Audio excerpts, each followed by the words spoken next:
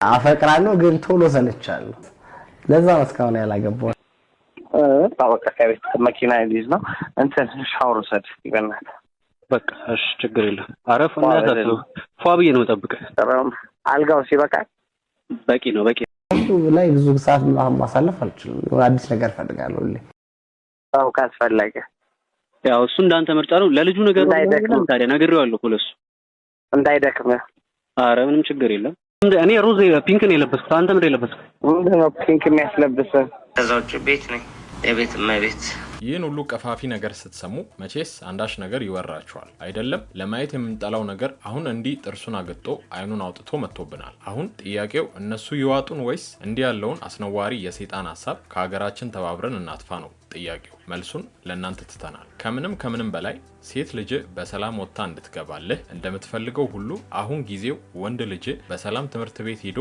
የመመለሱ ነገር አሳሳቢ ሆኗል ይህ ልጅ ያለው ወላጅ እህት ወንድም ያለው ሰው የሚረዳው ሀቅ ነው ሰላም ወደ ቤተሰቦቻችን እንደምን ቆያችሁ እኛ ሉል እግዚአብሔር ይመስገን ደህና ነን ይህ የሰሞኑ የጋዜጠኛው የሶፎንያስ ቅሌት በርካታ ነገሮችን እንድንታዘብ አድርጎናል በየኮሜንቱ ከሚደርሰንና በውስጥ መስመር ከሚደርሱን መልእክቶች እንዲሁም ማህበራዊ ሚዲያውን ለመዳሰስ ስንሞክር አንዳንድ ነገሮችን ተመልክተናል ይህንን ተጨማሪ መረጃ ለማሰናዳትም ተገደናል ይህንን ቪዲዮ እንድንሰራ ካስገደዱን ዋነኛ ምክንያቶች ውስጥ የመጀመሪያው አብዛኛው ሰው በሚባል መልኩ ላለፉት ጊዜያት የማንቃት ስራችንን በመንሰራበት ወቅት እንደተመለከትነው ይህ አስነዋሪ የተመሳሳይ ጾታ ፍቅር ግብረሰዶማዊነት ለሀገራችን ሩቅ እንደሆነና ሀገራችን ውስጥ የዚህ ብልግና አራማጆችን ይፋ በመናደርግበት ወቅት የሚገረሙ እንዲሁም ስለዚህ ሰይጣናዊ እርኩሰት ሳያውቁ የሚጠቁ እንዳሉ አስተውለናል ስለዚህ ይህ ቆሻሻ ነገር በሩቁ እንደምንሰማው አሜሪካ አውሮፓ ውስጥ ብቻ ሳይሆን አሁን አይኑን አፍጥጦ እንደመጣ እነዚህን ጨምሮ ሌሎች ማስረጃዎችን አዘጋጅተን የምናስመለክታችሁ ይሆናል ከዚህ በተጨማሪ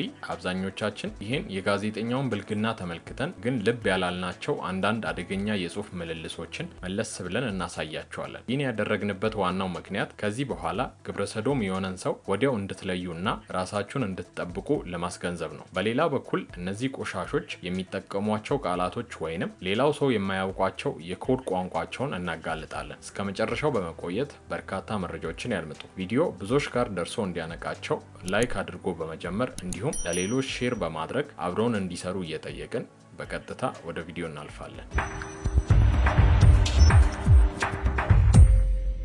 እንዲህ ያለው ተግባር በእስልምናም ሆነ በክርስትና በፕሮቴስታንትም ሆነ ሀገራችን ላይ ባሉ እምነቶች ሁሉ በጣም የተወገዘና የተጠላ ጸያፍ ተግባር ነው እንዲሁም እንደ ሀገራችን ባህልና ወግ መሰረት በጣም ነውር የሆነ የተመሳሳይ ጾታ አፍቃሪነት ከቀን ወደ ቀን ከባድ ስጋት እየሆነ መጥቷል ነገር ግን እኛ በሚገባ መሰሉን ቆሻሻ ተግባር በአንድነት እየመከትን አይደለም እነዚህን የርኩሰት ተግባር ፈጻሚዎች ህዝቡ ነክቶ በሚገባ ካልተቃወማቸው እንደ ቀልድ በጣም እየበዙ ነው እኛ የምናሳየው ቸልተኝነትና ግዴለሽነት ምቹ ዕድልና አጋጣሚ ሆኖላቸዋል ህፃናት ልጆቻችን የወደፊት እጣ ፈንታቸው ከባድ ስጋት ተደቅኖበታል እንደ ህዝብ በጋራ አቋም ይዘን ከወዲሁ ችግሩን መከላከል ይኖርብናል አስቀድመን እንዳስመለከትናችሁ ይሄ አሜሪካ ውስጥ አሊያም አውሮፓ ወይንም ደግሞ ኤዥያ ውስጥ አይደለም 95% አማኝ ባለበት ሀገር ኢትዮጵያ ውስጥ ነው እኛ በዘር በጎሳ ስንባላ የአውሬው መንግስት አይኑን አውጥቶ መጥቶብናል በሰሞኑ የጋዜጠኛው ጉዳይ በርካቶች የራሳቸውን ሐሳብ በመስጠት ላይ ይገኛሉ በርካቶች ደግሞ በማየት ብቻ እንዲሁ አልፈውበታል ነገር ግን በዚሁ የሜሴጅ ልውውጥ ውስጥ ለጥንቃቄና እነዚህ ሰዶማውያንን ወዲያውኑ የምንለይበትን ምልልሶች እናስመለክታቸዋለን ተመልከቱ እንግዲህ ሰላምታ ሲለዋወጡ እንኳን ሐሳባቸው ሌላ ነው ፍሬዘር ሰላም ቢለው አለውልህ ፍሪዬ ብሎ ልብ ቅርጽ ይልከለታል ሌሎቹንም ልብ ቅርጾች ተመልከቷቸው ይሄ አንዴ ብቻ አይደለም ተደጋግሞ የልብ ቅርጽ ሲለዋወጡ ይታያል በጣም የሚያስደነግጠው ሰውነት ሄሪ ነው ወይንም ጸጉራማ ነው ሲል አንዳች የሚቀፍ ነገር አለው እንደምትመለከቱት ፍሬዘር የተባለው ልጅ ሰውነቱ በጸጉር የተሞላ ነው ይህ እንግዲህ የግብረሰዶማዊነት የመጀመሪያው ምልክት ነው እንዴት ወንድ ልጅ የሌላ ወንድ ልጅ ላይ ያለ ጸጉር ሊያስደስተው አሊያም ለርካሽ ነገር ይጋብዘዋል ይሄ ነውረኛ ሰው ሲቀጥልም በጣም ጸጉሩን እንደወደደው ከገለጸ በኋላ በተለይ የደረተ ብዙ ነው አይደል ሲል ብልግናውን ይቀጥላል ይህ እንግዲህ አሳፋሪ ቀሽም ድርጊት ነው እንግዲህ በዙሪያችሁ እንዲህ አይነት ለየት ያለ አገላለጽ የሚጠቀምና የልብ በግልጽ ሆነ የትኛውንም የተለየ ቅርጽ እየላከላችሁ ያለ ሰው ካለ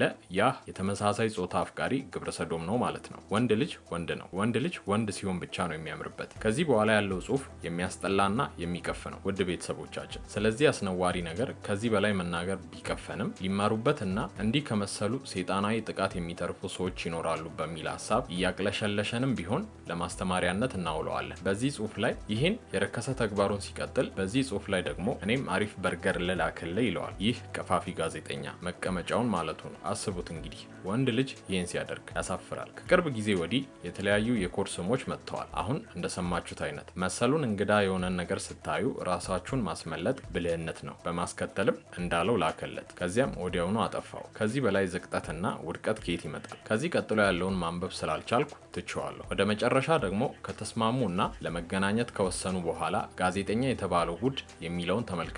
አንድ ሰው መጨመር ትችላለህ ወይ ይለዋል። የሚያወራው ልጅም ለማን ነው ይለዋል። የሚመልሰውን እንስሳዊ መልሱን ተመልከቱ። አንድ ካልበቃኝ ብዬ ነው፣ ካልረካው ምናልባት ይላል። ከዚህ በኋላ ያለው ንግግራቸው አስነዋሪ የእንስሳ ባህሪ ስለሆነ አልፌዋለሁ። ከዚህ የምንረዳው ነገር አለ። ዛሬ ሶፎንያስ በይፋ ወጣ እንጂ በርካታ ዝነኞች እዚህ ነገር ውስጥ ይገኛሉ። ታዳጊ ልጆችም ምንም ባለማወቅ በአድናቂነት ሰበብ ለዚህ ሰይጣናዊ ልምምድ ማገዶ ይሆናሉ። ስለዚህ ለምንወዳቸው ልጆቻችን፣ ታናናሾቻችን ስንል ይህን ድርጊት መቃወም ይኖርብናል። ከወትሮ የተለየ የፌስቡክ፣ የቴሌግራም ሆነ የየትኛውም መተግበሪያ ከላይ እንዳሳየናችሁ አይነት መልእክት ከደረሳችሁ በፍጥነት ለሕግ አካላት በማሳወቅ ራሳችሁን እንድታድኑ እናሳስባችኋለን። አስቀድመን በሰራነው ቪዲዮ ላይ የዚህ ሰይጣናዊ ሀሳብ አራማጅ የሆነው ጋዜጠኛ የሚሰራበት አሻም ቴሌቪዥን እንዲሁም ትርታ ኤፍኤም ይህን ከሀገር፣ ከባህል፣ ከሃይማኖት፣ ከስነ ምግባር ያፈነገጠውን ድርጊት ፈጻሚ በጉያቸው ሸሽገው መጓዝ እንደሌለባቸው ተናግረን ነበር። በማግስቱም አሻም ቲቪ